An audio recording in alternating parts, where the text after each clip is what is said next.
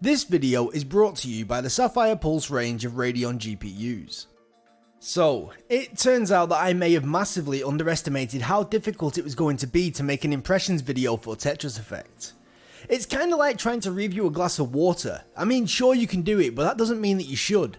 The problem is that I think it's safe to say that the vast majority of you lot that are watching this video right now already know if you like Tetris or not, and if you do, great. You will more than likely really enjoy Tetris Effect, but if not, I very much doubt that this game is going to do anything to change your mind. Put simply, this is the exact same Tetris that many of us already know and love, just elevated to a level that I personally never expected to see. Gameplay wise, very little has changed barring the addition of a new zoning mechanic, which unfortunately is only available in the game's journey mode, which is basically a short campaign that slowly ramps up in difficulty. The zone mechanic itself is a feature that allows you, once you've filled up the gauge a little bit, to freeze time and go for big clears for even bigger bonus points.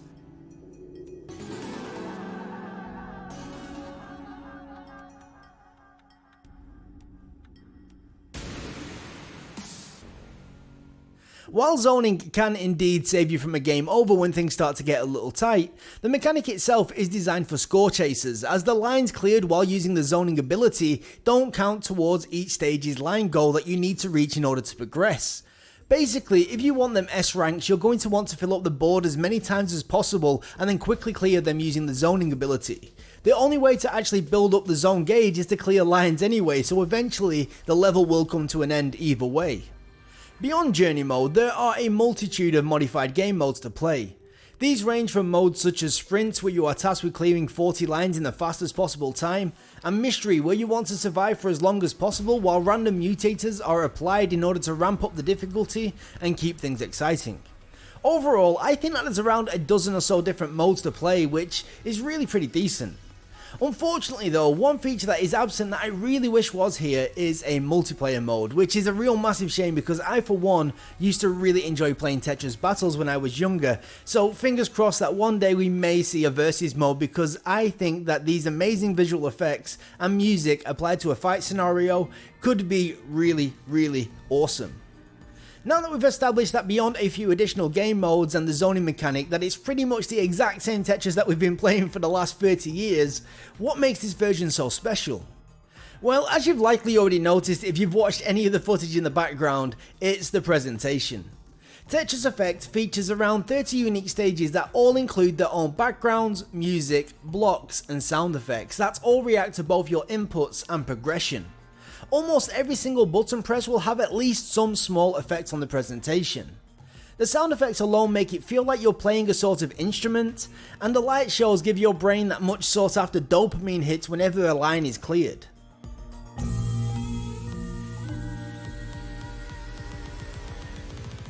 With so many stages on offer, you're never really stuck watching and listening to the same environments for long enough for them to get boring. One thing that I've heard a few people complain about though is that these effects can be rather distracting.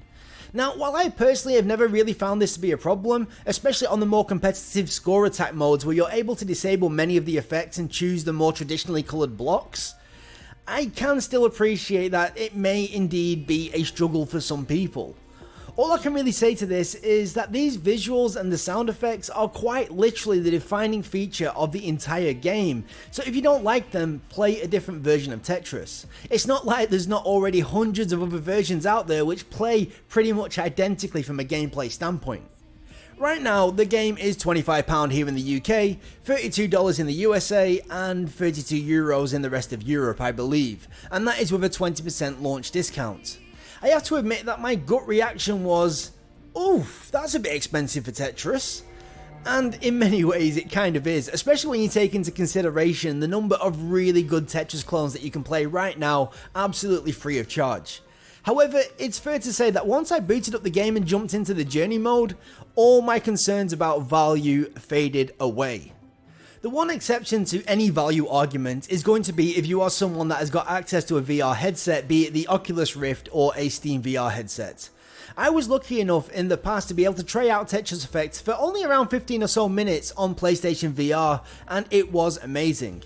However, having also tried the HTC Vive and the Oculus Rift on a few occasions, I can only imagine that the PC VR experience is going to be even better. I would go as far to say that if you have got access to a VR headset on your PC and you already know that you are somebody that enjoys a few rounds of Tetris, you basically owe it to yourself to pick up a copy of Tetris Effect, especially at the price point that it is at currently, and I don't think you'll be disappointed because it is that immersive. It's an amazing experience. You need to try it yourself. To be honest, no matter what I say, I don't believe that I've got the ability to truly communicate just how profound Tetris Effect can feel when you get locked into that zen-like flow state. For that reason, before I end the video, I'm going to let a full stage play out for you guys with the music playing and the light show kicking off, so maybe you can get an idea of why I'm recommending this game to anybody that considers themselves a Tetris fan. But before I do that, I want to quickly sign off for the day, so if you are new around here, please do consider slapping that subscribe button and ringing that bell so you get notified of our future uploads. If you like this kind of video, then please do leave us a like, and if not, you are welcome to leave a dislike, and all we ask is that you please let us know why you disliked it in the comment section below this video, as it is incredibly difficult to fix something that we don't actually know needs fixing. Beyond that, if you've got any questions, suggestions, or general feedback, please let us know about that as well. Once again, from myself and everyone here at the Sapphire Tech YouTube channel, thank you so much for watching, and we will catch you again very soon, I hope. But anyway, that uninterrupted gameplay I was talking about, here it is. Enjoy.